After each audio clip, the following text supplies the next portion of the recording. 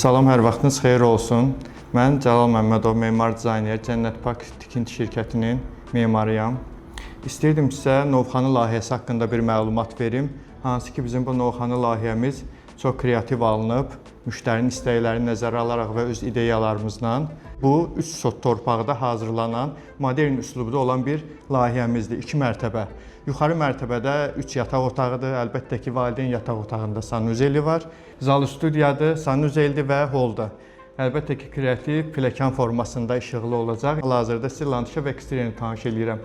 Bu gördüyünüz layihə hansı ki, təbii daşlardan, keramikadan istifadə olunub. Həyətində yay mətbəxi var və hovuzu var. Əlbəttə ki, novxanı kimi bir yerdə hovuzun olmağı şərtdir.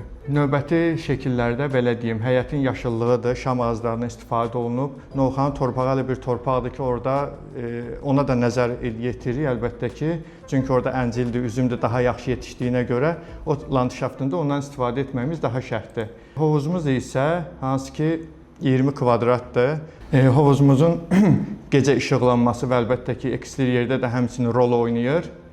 Bunlar bunun estetik görünüşünü daha çox gözəlləşdirir və yay mətbəxində isə içində manqal olmaq şərti ilə və oturum yeri.